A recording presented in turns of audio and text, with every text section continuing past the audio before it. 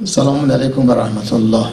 وعليكم السلام. أعوذ بالله من الشيطان الرجيم. بسم الله الرحمن الرحيم. الحمد لله رب العالمين بارئ الخلاق أجمعين باعث الأنبياء والمرسلين وصلى الله على محمد وآله الطاهرين.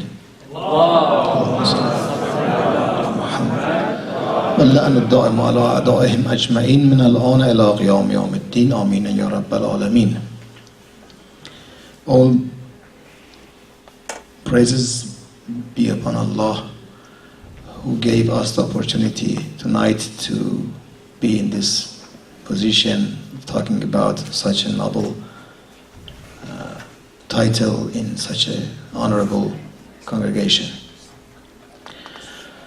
Within the last few, first of all, before I enter my own speech, I want to thank Sister Fakhruddin with a beautiful short talk that was fascinating because she actually pointed the main thing that is the theme of our few nights of discussion. We are trying to show how the Ashoora is related to the issue of Thaqalain, or the separation of the two huge inheritance of Holy Prophet Quran and Ahlul Bayt. That's the source of everything that Ashoora has to say, and inshallah we'll hope that at the end of this discussion we can reach that point and realize how these things relate to each other and make a puzzle really meaningful. I'm just going to touch a quick summary of the previous sessions and the uniqueness of Karbala and singleness of Ashoora. We discussed that and showing that there are several things about Ashoora that is unique to Ashoora, and nothing else in Islam has those kind of credits. So the question will be that why is that Ashoora is so much upheld in Islamic teachings and in the narrations received from many different resources. And then what is the way to explain all those importances? We are trying to reach the point that shows us that if we don't have a good understanding from what happened in Ashoora and what is the source, what is the function of Ashoora in the whole course of this religion, then we are going to have a lot of difficulty explaining many questions. We mentioned that mourning and commemorating is one of the first things that we are supposed to do in respect to Ashoora, because of the benefits that at the end of this discussion we will again realize why is it so important to have commemorations properly. And then also we should be in the way to learn how to communicate Ashoora with the world if we wanted to get the support of the humanity for our goals, which is Islamic teachings basically. We need to have a big picture of the whole thing in order to be able to reach those goals, and within which we wanted to learn how we can look at Ashoora in related to several other things, including the prophethood, what happened in the whole history of prophethood and the prophets that came, received the revelation of the message or divine message and shared that with their people.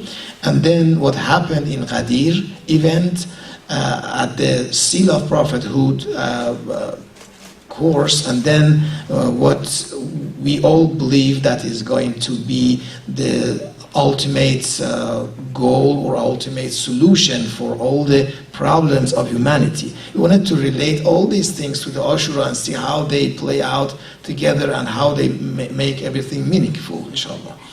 We discussed several things about the relationship between heavens and earth. In other words, how the creator of us ours has related to us, talked to us, and guided us, which start with the prophets, and then we have, of course, the community of mankind as audience, recipients of the message that the prophets actually receive from the divine source, in which we got back to a different perspective of, let's take a look at the history of mankind. If you look at all those little yellow circles, they are representing different tribes or nations or people in the different eras of the history of mankind, that every single one of them received a messenger. Those messengers are counted up to 124,000, as you mentioned earlier, some of you. So we know that this has happened throughout centuries after centuries after centuries, and that has caused an improvement or enhancement of humanity in general with a progressed and educated spirituality. In other words, the revelation of different messages in different eras for different messengers to the different people, at the end, cumulatively caused the humanity to progress, go forward, and learn more about and deeper about the spirituality. So this is one line. These are two parallel trends in the history that we are referring. One is the way that from the Adam, when humanity really has a very, very minimal of spirituality, capacity of the spirituality, understanding what the spirituality is. It was like very close to the animals, to the point where all those prophets came in different times and places and pushed this caravan forward to attain a higher level of spirituality where the humanity really achieved. At the same time, parallel to this line, there was other line that the humanity, not only from their spirituality perspective and point of view, but from their material life, they were experiencing things from that. Being in contact with the nature, exploration, and expeditions, all the achievements that the humanity had made within the era of technology and science and all the things. This enhanced the quality of mankind, and parallel to the first line, pushed for humanity forward until humanity really grew in that aspect as well. So now two things parallel to each other have been moving forward. At some point, these two need to get closer and closer. And that is the point where it is very critical for us, because that's the point. If the humanity can grow and grow in the spirituality, as well as while it is growing in the scientific and social aspects of his life, if they can grow simultaneously to enclose and close each other, at some point they will reach, so we will have a unification of all the teachings of prophets and all the experiences of humanity on its own when they have experienced the world and the nature. And that is an ultimate goal for the event of reappearance of Imam Mahdi, Ajalallah Ta'ala Faraj Sharif. So we are following these two lines and see how they connect to each other and how they talk to each other through the event of Ashoora. You remember we talked about the seal of prophethood, and we mentioned that before, up to that point, the connection between the heavens and earth was through a kind of one-to-one style of communication, which was the communication of the prophet to the people of his time and his era and his geographical location and place and all that. So they had really contact on a daily basis, more or less, and the prophets were able to communicate with them very easily and very efficiently. And that is one of the verses of Quran that I mentioned.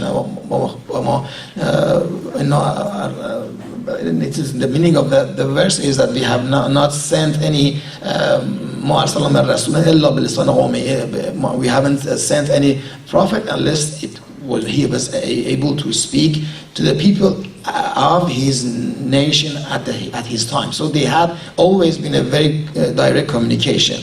But then there is a change of gear that we explained. If you remember, if you have, like, let's say we have one gear that is rotating in some direction, and we need to change that quality of the rotation to a different one that is probably larger or with a different speed and different strength, then we need to utilize a changed direction of the gears in order to maintain that. That was just an estimation of how after the seal of prophethood, with the event that we all discussed, that the relationship is no more between one man, which is a prophet. The prophet has passed away, right? There's no more prophet. And we don't really have that luxury of connecting to the prophet who is receiving the message. We need to have another way of connecting ourselves to that divine arena. So what is the alternative media in here? That was where we kind of stopped our previous session. We discussed this part of the message that is coming directly from the prophet to the people, and then after the seal of prophethood, there is a kind of disconnection apparently between the demise, the whole prophet, and the mankind who is now left without any prophet anymore. So the question is, how do we fill that void? This is how we are going to get close to the role of Ashoora in this respect. That's basically a much, much larger perspective of looking at Ashoora than just one event in a half a day which caused the killing of some innocent people. What is the concept of Ummah? Anybody knows? Those who speak Arabic, I'm sure are familiar with this word Ummah. Anybody here to share their wisdom with us? Yes. Ummah means one community. Yes, one community. That's a good translation. Any other ideas? Where is the Ummah come from? What does the word of Ummah come from? What is the source of this? Yes. Mother. Yes, absolutely. Thank you. It comes from the word which is mother, and the Ummah, which kind of be explained or translated into nation, which is really not a good translation to my knowledge. I'll explain why. It is a group of people who come from the same motherhood, or in other words, they have roots. Deep roots shared together. And there is another important word that comes from the same root of Anybody can guess what we wanted to use in here? There is Ummah, which comes from the word which is mother. And there is another word, very, very famous word that you always use it, and that comes from the same root, and that's Imam. Yes. So these are basically coming from the same root. We will see why and why is it significant to us, why it matters to us. If you want to compare Ummah and a nation, remember we're trying to fill that void between the prophet, which is now missing, and the nation, which is waiting for some revelation or something, some guidance, some divine guidance. Comparison of nation versus Ummah gives us some insights. One of them is that the nations usually, the process of formation of a nation is from bottom up. In other words, the people of some area, locally, geographic area, get together, kind of live together, and then relate to each other and make families and tribes and all that. And then they come up with common shared values and common shared rituals and habits and all that, and then they become a nation. Out of those, then usually the leaders come up, just extract from that, raise amongst the people and become their leader of that nation, and that nation then runs forward with a leadership, right? That's how it works with the nation. The formation basically is from bottom up in the formation of nations. Usually that's how it historically takes place. And then in the Ummah, things are other way around. In Ummah, everything goes around and starts from the Imam. When the Imam is defined, when the person who is going to be in charge of leadership is defined and determined, then the people who wanted to follow him become an ummah. See how it works? So we have a leadership defined, determined, announced, and publicly known and loved. So people start learning about him and then gather around him and become his ummah, his followers. That's upside down of the way of formation of nation. Why does it matter so much? See, in the case of nation, those basics that naturally generates throughout centuries become the basis of every teachings and the lifestyle and the goals and the aims of the life of that nation, depending on how the geographic circumstances mandate them and other limitations and their neighboring nations. Everything incorporates into shaping and forming their system of the value system and their lifestyle, right? Make sense? In the case of imamat and ummah, is other way around. First, there is some person who is the leader, and he comes with a box of values and rituals and trainings and guidances and directions. Then people listen to him and like him and choose him and follow him and join him and become an ummah. That's how ummah forms. So in this sense, as you see, the ideology or the value system that the Imam brings up plays a significant role. That's why Islam, the Ummah of Islam, doesn't have a nationality color, right? We are colorblind in Islam. We don't care who you're white, you're Spanish, you're Iranian, you're Afghan, you're Arab. Doesn't matter. It doesn't matter. You're still my sister and brother. When we are in that Ummah, you're my sister and brother. It doesn't matter in blood way we have any connection. Doesn't matter at all. What really connects us together is what? The Imam. The head of that thing, right? It comes from Imam, it initiates from Imam. Ummah starts from Imam. And then continues to be the same way. So that's why you see all the different nationalities, all different backgrounds, all different languages get together. They all share the values of one person, which is the Imam. That's the beauty of having an Ummah versus a nation, right? It makes sense? If it doesn't make sense, say salawat.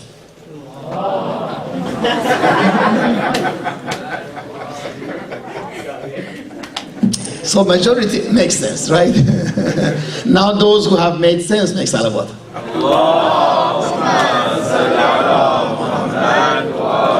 I'm sorry, I have to go one step back again to go to Qadir and start because everything goes there. Formation of Ummah starts and initiates at Qadir. That's where the perfect man, the perfect leader is appointed by Holy Prophet through Allah's order, right? So, what happens is that in Quran, I'm going to have to go a little bit fast in here, but bear with me, and we wanted to get to the bottom of it, which is very beautiful. In the Quran, there are several verses of Quran that addresses the issue and importance and significance of Ummah, the concept of Ummah, which is a real central concept in Islamic teachings. One of them is this verse of Quran, which is, I guess, in the Surah Al Imran, 110. كنتم خير أمة أخرجت للناس تأمرون بالمعروف وتنهون عن المنكر و تؤمنون بالله ولو امن اهل الكتاب لکان خیرا لهم منهم المؤمنون و اکثرهم الفاسقون. So the translation is right there. You were the best nation ever, brought forth. Why? Why are you the best one? Who said that you are the best one? Not because you are my uncle or cousin. No, since you did what is right and forbid what is wrong. That's the criteria that Quran directly tells us, gives us. The reason that you are the best nation is not that because you are my family member or whatever. No. Because your action is different, your mentality is different, your value system is different. You start with Amr al-Ma'ruf wa Nahy al-Munkar and al-Munkar. Bidding the right doings and forbidding the wrongdoings. Promoting the good act and divine lifestyle, forbidding the devil ones. That is what makes you the best nation. That's the only criteria. It's not because you're from Arab or Iran or whatever, or you're related to who. And then it goes on that it actually refers to that the Ahlul Kitab, people of book, because you will see in that pyramid that I showed, on the bottom was what? What was on the bottom of that triangle? Society or mankind in general. Majority of them are Ahlul Kitab, right? So this has a lot to do with our discussion that how we can build that intermediary block that is now going to play the role that in the past the direct connection between the prophets and the people was doing, and now no more it's in play. It's just done. There is still a prophethood. There is no more of that. So in that verse of Quran, it is we are told that okay, there is something important as ummah that plays a significant role on this path. There is another verse of Quran that explains a little bit more in detail. That is the soul of our discussion in here, and that is talking about ummat al-wasat. The ummat al-wasat, or the intermediary ummah. That is what really plays a significant role in here. Here is the verse of Quran and the translation. وَكَذَلِكَ جَعَلْنَاكُمْ أُمَّةً وَسَطًا لِتَكُونُوا شُهَدَاءَ عَلَى النَّاسِ فَيَكُونَ الرَّسُولُ عَلَيْكُمْ شَهِيدًا. Please pay more attention as much as you can to this part of the discussion. It's very critical. So this verse of Quran telling us that, okay, you, I will refer to this later on. I will tell you who is that you. Forget about that for a moment. You, somebody, is the intermediary ummah, the intermediary nation that has a significant role and has a specific definition. The reason that this is the intermediary or middle nation is that it just sits between two things. On the top is what? Prophet, apostle in this translation. And on the bottom is what? The nation, mankind. You remember that void? The white part of that triangle was missing because of the seal of prophethood. Now it is replaced by Quran. This is where it goes. It just sits right between that triangle where it plays that role. So the ummah is going to be the intermediary between the demise, the no more alive holy prophet, and the nation who is alive and living and has a need every single day. In the past, again, remember, in the past, the people were living with the prophet and then asked their question and they got their knowledge and direction right on the spot, right? In here, though, we have a different style. Change gear. Remember change gear? It's now a different thing. Now it is an ummah. It's playing a significant role which was missing in the past, apparently. That's how important is that two parallel lines. Remember, we talked about the progression of humanity in his spirituality, while the progression of humanity in the scientific and knowledge-based capacities. Those two both are playing a role in here. Because if the humanity is not progressive enough, let's go to Ghadir for one moment, please. What was missing in Ghadir? I hope I have some slide on that. Even I need to see if I have that slide. It can help us to. No, I don't have it here. Sorry, but I have to just refer to that for a moment. This is what it is. In the issue of Ghadir, what was missing and what was present? What was present was that Holy Prophet gave the message, right? The message was right there, very clearly. Verse of Quran with a long and elaborated, very deep talk from the Holy Prophet, right? Everybody heard that. That was good, all done. And then the content of that speech was delivered was the concept of imamat. A concept of the successorship of the Holy Prophet, right? That was again right there. So the message was there, the Imam was there. What was missing? What was missing in that equilibrium or in equation? Ummah was missing, right? The nation was missing. There was no real true nation. That's why they forgot 70 days later, right? After all those pressures and all those highlighting and expressing and all the things that the Holy Prophet put into it, what happened after 70-something days? Almost everybody forgot, right? There are narrations in historical resources that say that the number of the people who actually remained in the true Islam was less than or about the number of one hand. Out of hundreds of thousands of people, the rest of them just got lost. Isn't it fascinating? So, what was missing in there, my point is, that was the nation. The Ummah was missing. So because of that was, if you remember, in one of the previous sessions we said, ask the question, do you think Holy Prophet was really surprised, or Imam Ali was really surprised from those people forgetting or not coming up to the par of what Ghadir was asking? Remember that question? And the answer was, nobody was surprised. Imam Ali knew it all together, everything of it, and then also Holy Prophet and everybody on that level knew that.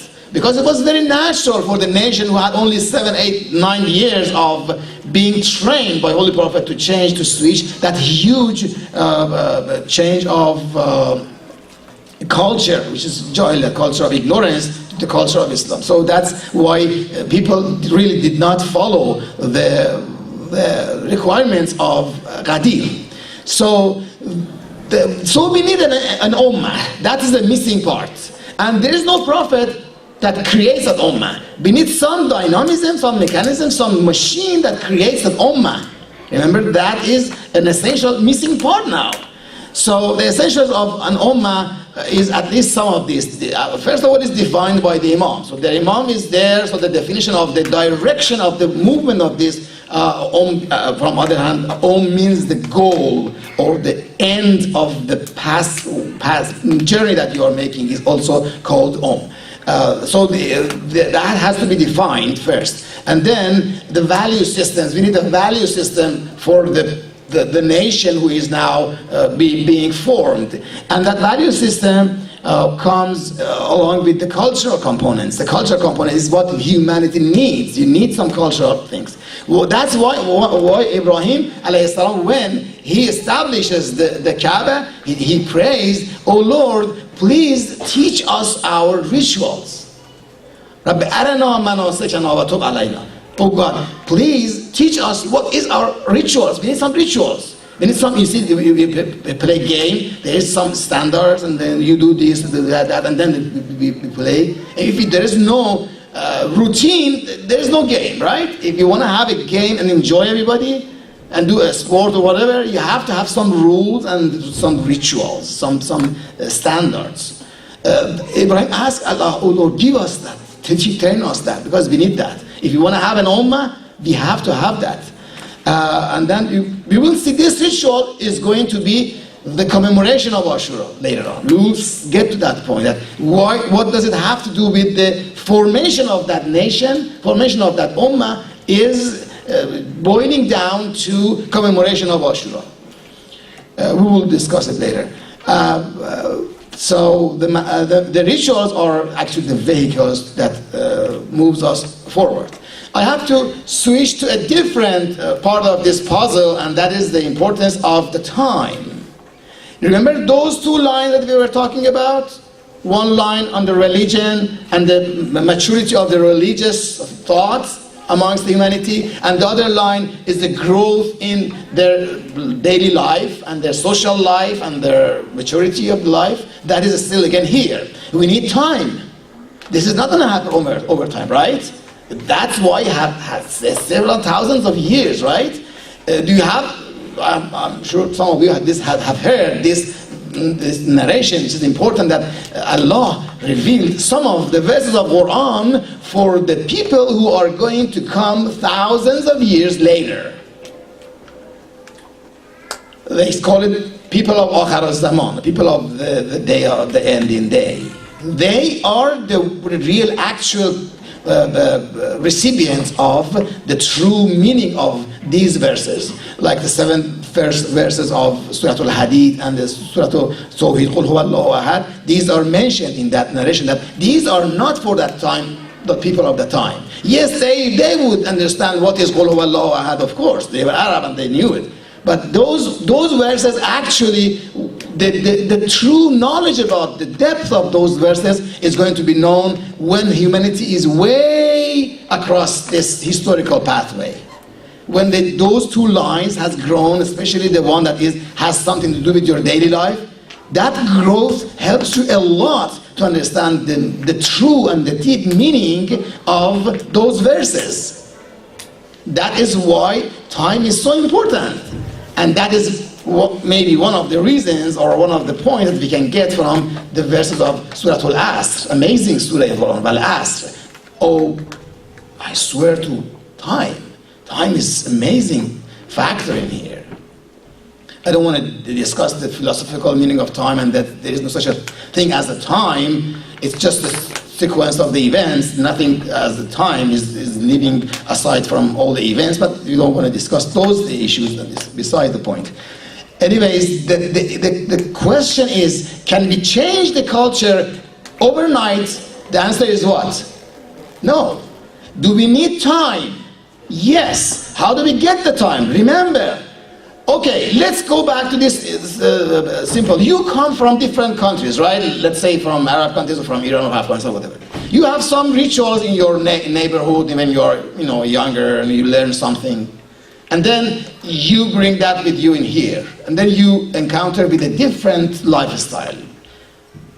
Chances are that you forget many of those things gradually. If you don't, your children will do. So after 2 or 3 generations, really what is not commemorated or not remembered is the initial ritual that you brought, or your forefathers brought from their original land, right? That makes sense? You have seen that. You have seen that they call United States as melting pot, right? What does it mean? Melting pot. What is that? Meaning that everybody comes from different cultures, different backgrounds, diversity and all that, and put into this big bowl of boiling soup, and everything is dissolved, and nobody has its own initial identity. The identities are all become Americanized.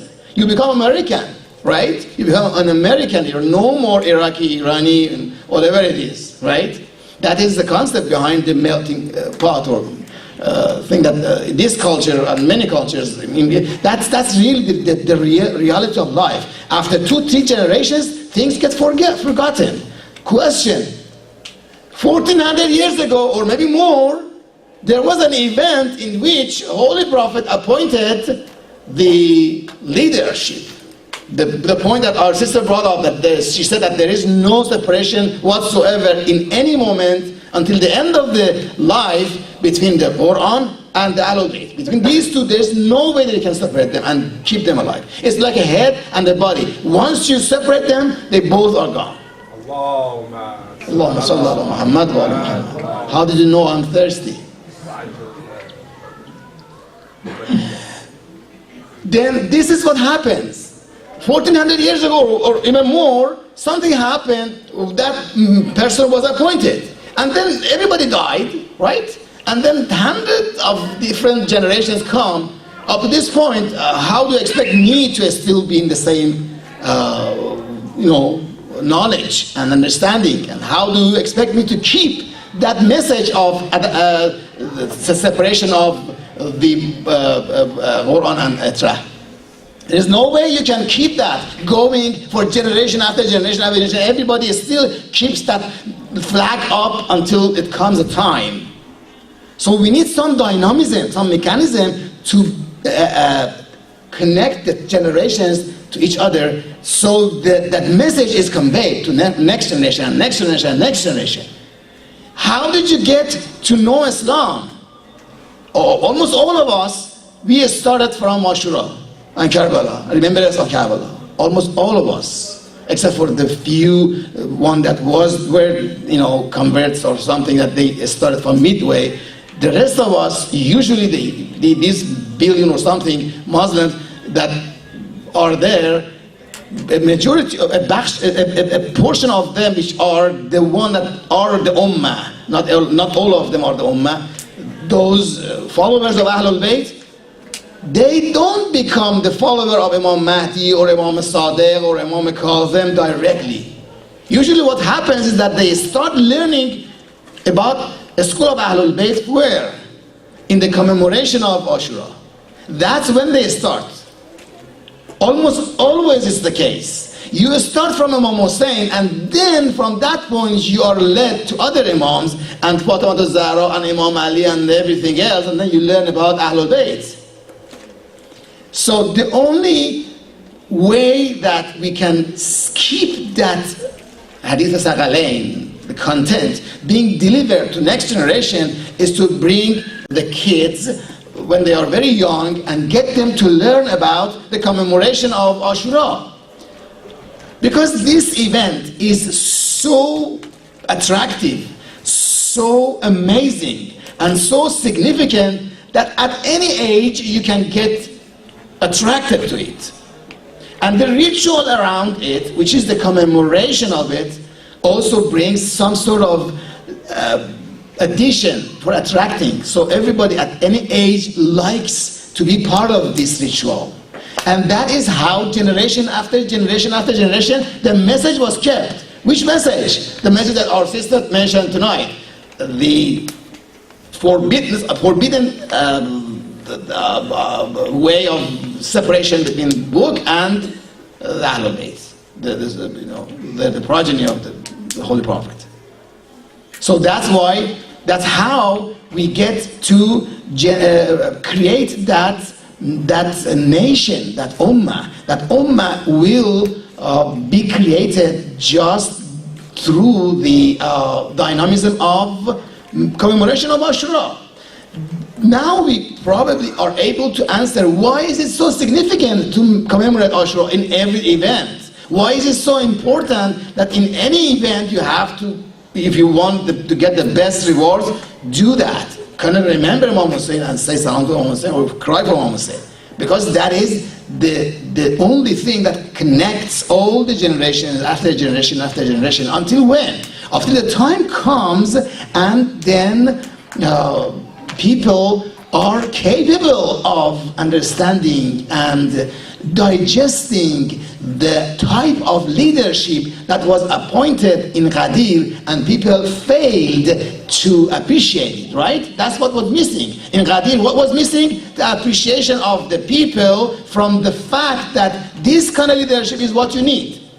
Why am I saying that? Is it not just because some people, 5, 6, 7 people derailed and were conquering the plan of Allah? No, it was not like that. It was quite natural for people to not follow Imam Ali.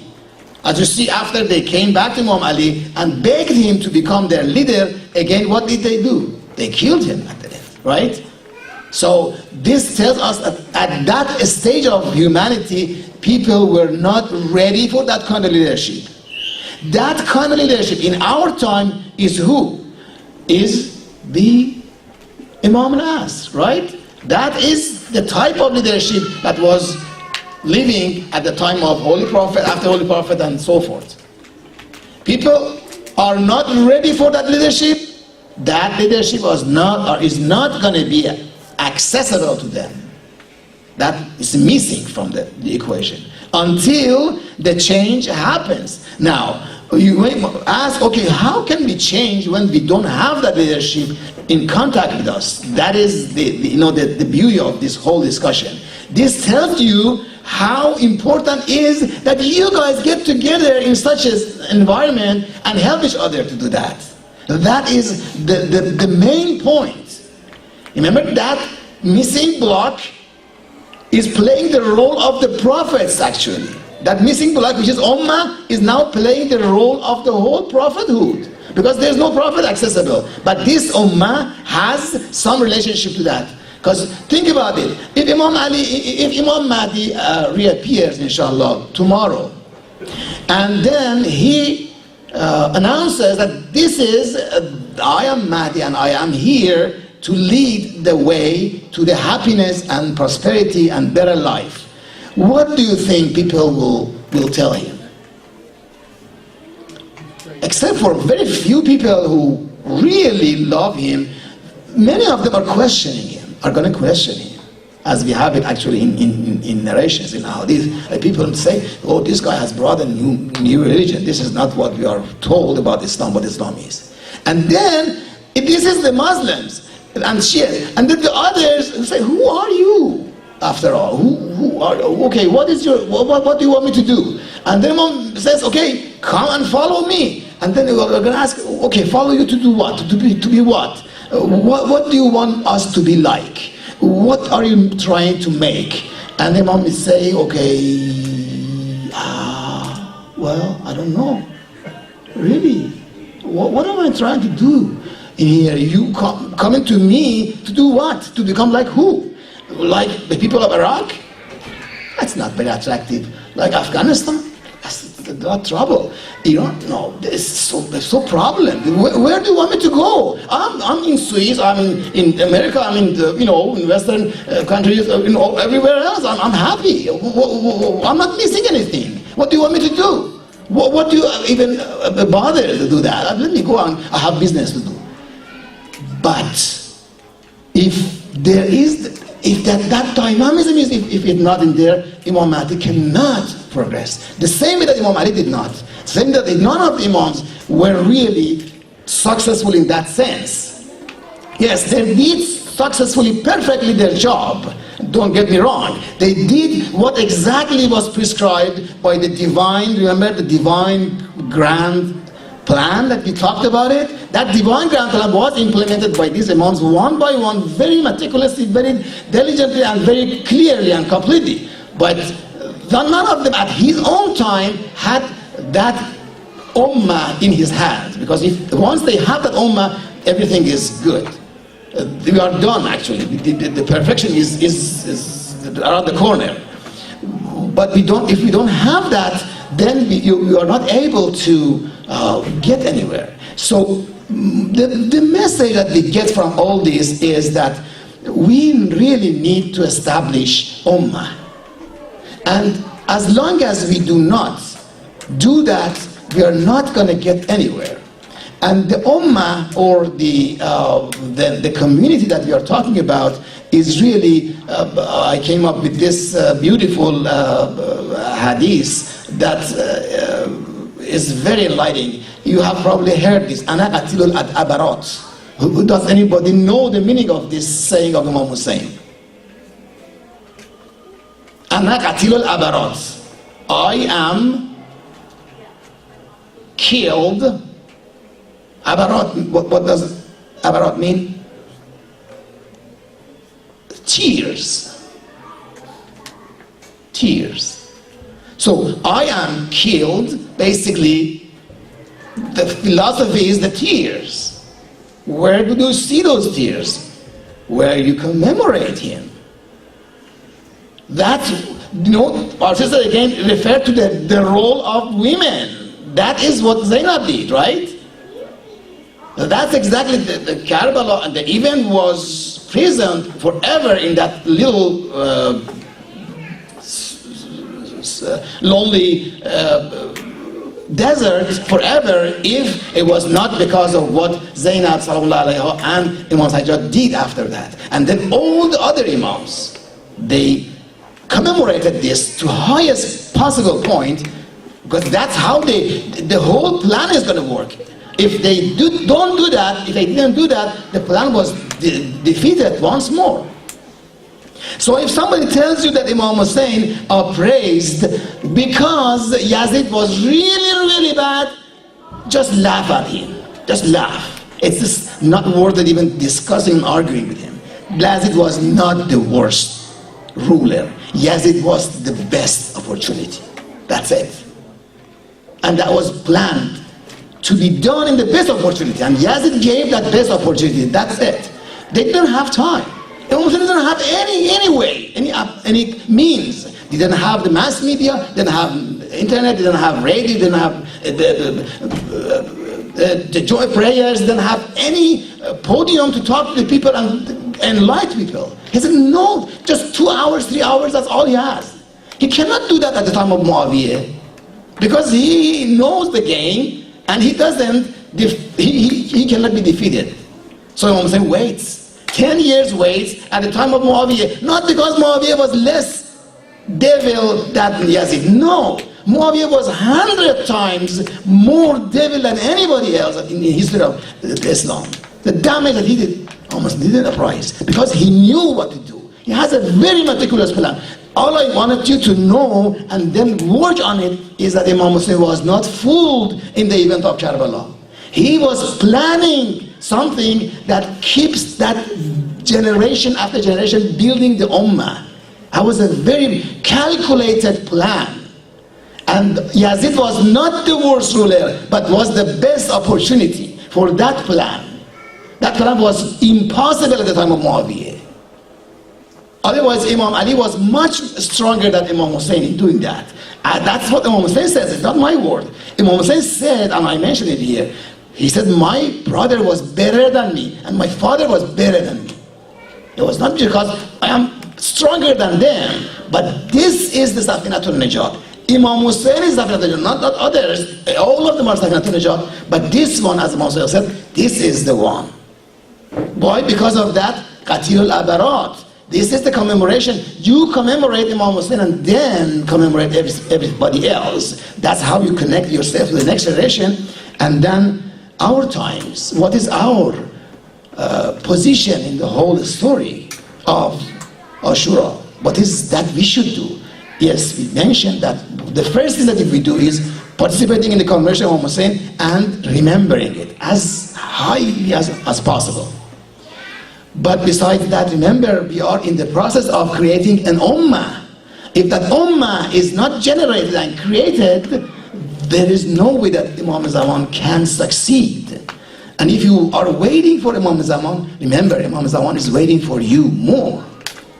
How does he get the permission to reappear when the nation is there? If he can make a beautiful nation, even a small community, that everything about this community is attractive and beautiful. Look, now we have some nations actually in the world that I don't want to mention their name, but you can guess that they are the most successful little group of people in this face of earth. They rule over almost majority of the resources of the world. The superpowers are under their hands. The mass media is under their control. The stock market and everything else is under their influence. Everything that has serious thing to with the people's life, the medical field, is under their control. And they are very limited in number. They are very limited in number. Everybody who wants to show something to somebody, say, look like, be like them, because see how successful they are? You should be successful.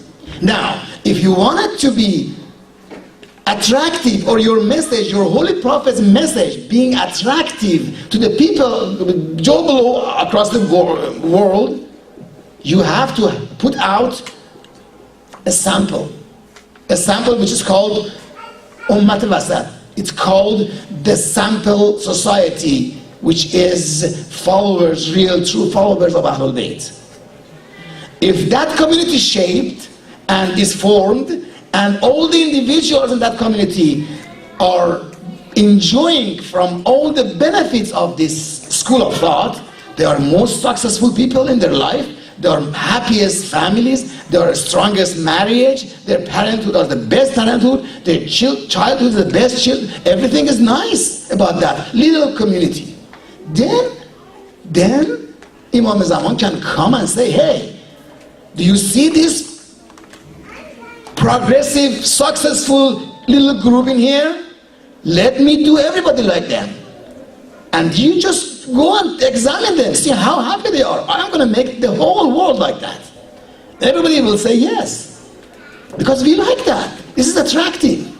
So you have to have a good, successful community that can attract every observer from outside and get them to become part of this. What made you so happy? What made you so successful? What brought up so much prosperity for you guys? You tell Ahlul Bayt. The coincideness of the Ahlul Bayt and Quran. That's what made us so successful and prosperous. So if we wanted to be part of that plan of reappearance of Imam Mahdi, we have to have part in creating a society which is very successful, brighting and glorious. Then everybody is going to look at us, and then they are going to follow us. They have no affiliation with Holy Prophet whatsoever. They don't know him. We know him. So if you think all the other Muslims are in the same boat with you, you are wrong, I think. The only one that are in this boat, that are going to be the Ummat al-Wasat, are the followers of Ahlul Bayt, period. If you miss that boat, you're gone. If you're not a follower of Ahlul Bayt, I don't care how good you follow the book of Quran, you're lost, you're astray. So, now you remember the you in that verse of Quran that I told you I will explain who that you is? You are the best nation on the face of the earth. It's not everybody who is named Muslim. No, it's only those who have Quran and Ahlul Bayt at the same time. That is the only you that can manifest that verse of Quran. And that's how you become the real thing. You become the real thing. You become the one that plays a role. You're not just watching a movie. You are playing that movie. You're not watching or reading the history. You are making history. And that is how you do it. You don't have to be a giant in order to do that. No. You help your community to establish a good community. A little successful community. Think of that. How can I help my dear sisters and brothers in this community who are scattered all around the city? How can I collect them together and make some good time with them and teach them and learn from them and help them out? That will be the most essential step that anybody can take. Because once you do that, that community grows and becomes an ummah. And that will be the big step toward reappearance of the Mahdi Ajalallahu Ta'ala Farajahu Sharif. The social institutions are very important, sisters and brothers. We need to be mindful of that and really we care about it. We have to know.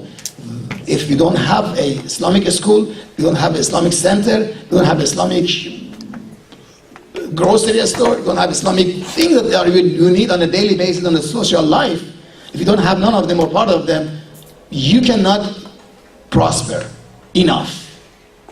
You need to establish that in social institutions.